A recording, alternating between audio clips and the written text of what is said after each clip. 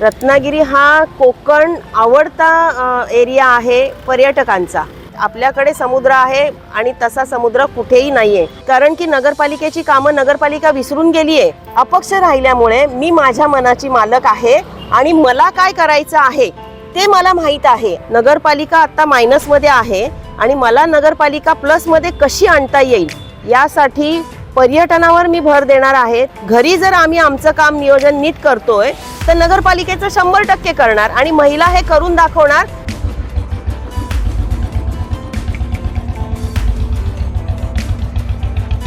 आणि म्हणून मला अपक्ष बॅट्समन ही निशाणी घेऊन मी आज छक्के आणि चौके मारायला ग्राउंडवर उतरलेली आहे।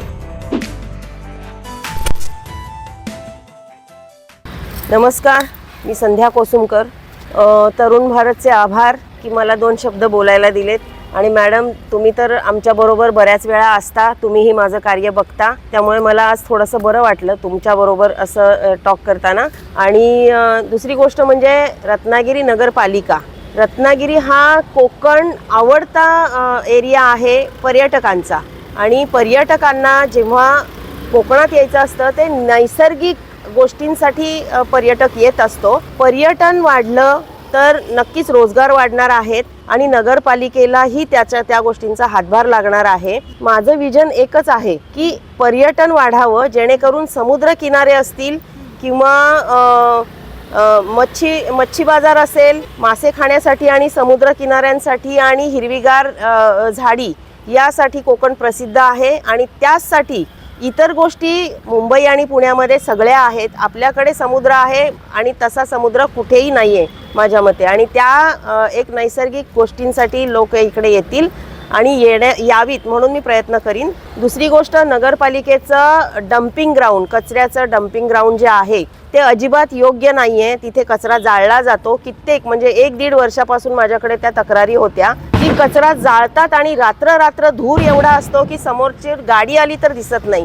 तर त्या डम्पिंग ग्राउंडची व्यवस्था न होता आपल्याला त्या कचऱ्याचा उपयोग कसा करता येईल आणि नगरपालिकेला ओल्या कचऱ्यामधून खत निर्मिती करून आपला आंबा, हापूस आंब्यासाठी, कलमांसाठी, बागांसाठी खत निर्मिती कशी होईल आणि नगरपालिकेचा एक फायदा कसा होईल, ही दुसरी गोष्ट। तिसरा म्हणजे सौर ऊर्जा।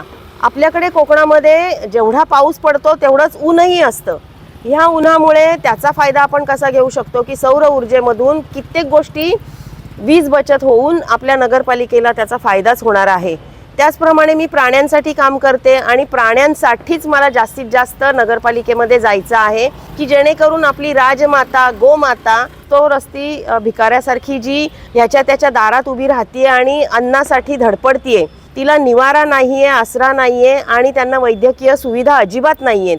दर दिवसाला रत्नागिरीकरांनी स्वतः सांगावं की दर दिवसाला मला 1-2 कॉल असतात की जे कुठेतरी वासराला जखमा झाल्यात किंवा कुठेतरी वासराला कुत्र्यांनी चावलंय किंवा कुठेतरी वासराला गाईला गाडीने उडवलंय। अशा वेळेला आपल्याकडे कोणत्याच सोयी नाहीयेत आणि हे किती वर्ष चालू आहे। म्हणजे आता ही नवीन गोष्ट नाहीये। आज त्यांची पैदास वाढली आहे, कुत्र्यांचीही पैदास वाढलेली आहे, ऑपरेशन होत आहेत। फक्त कान कापले की ऑपरेशन झालंय म्हणतात।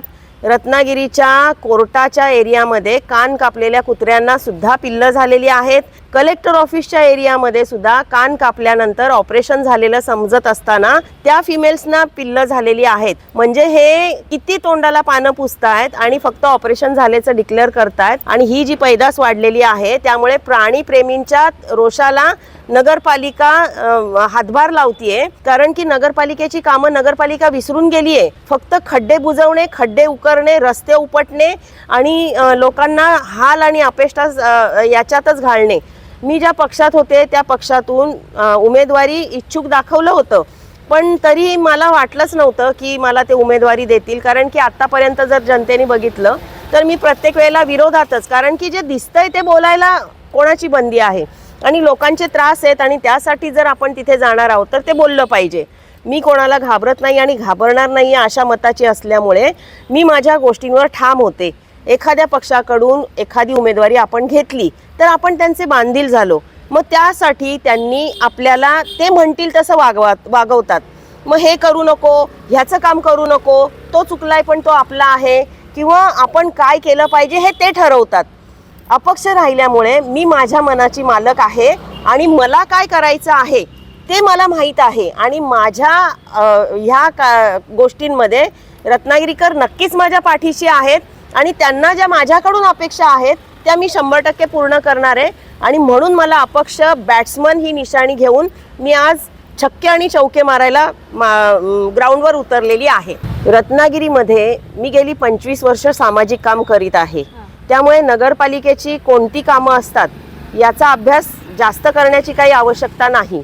नगरपालिका आत्ता मायनसमध्ये आहे आणि मला नगरपालिका प्लसमध्ये कशी आणता येईल यासाठी पर्यटनावर मी भर देणार आहे. तसंच डम्पिंग ग्राउंडचा जो विषय आहे जिथे कचरा जाळला जातो आणि लोकांना त्रासाला सामोरे जावं लागतंय तो सगळा विषय मला क्लिअर करायचा आहे आणि त्या कचऱ्यातून खतनिर्मिती होऊन ओला कचऱ्यातून खतनिर्मिती होऊन मला रत्नागिरी नगरपालिकेचं उत्पन्न कसं वाढवता येईल आणि त्याचप्रमाणे गाई गुरांची सेवा मी करत असते, मुक्या जनावरांची सेवा मी करत असते.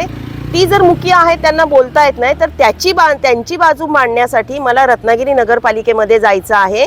तर आत्ताच्या घडीला आत्ता मी इथे बसली आहे, थोड्या वेळापूर्वी इथे लाईट नव्हता. हेच जर काम सौर ऊर्जेने केलं तर त्या सौर ऊर्जेमुळे नगरपालिकेचं उत्पन्नही वाढणार आहे आणि बचतही होणार आहे. जे वीज बिल होतंय ते जर कमी झालं तर ते पैसे वाचतील आणि आपल्याला दुसऱ्या कामांमध्ये ते वापरता येतील. अशा प्रकारे गाई गुरांसाठी आरोग्य सुविधा आणि त्यांचं निर्बीजीकरण, कुत्र्यांचं जे निर्बीजीकरण फसवणूक चाललेली आहे त्यामध्ये योग्य ती दखल, ह्या बऱ्याचशा गोष्टी अशा आहेत की पाण्याचं नियोजन असेल, गटारांचं नियोजन असेल. नगरपालिकेला दुसरं काय काम आहे? नळ पाणी पुरवणे, कचरा साफ करणे, आरोग्य सुविधा पुरवणे, ह्याच तर बारीकशा गोष्टी आहेत आणि त्या काही फार मोठ्या नाही.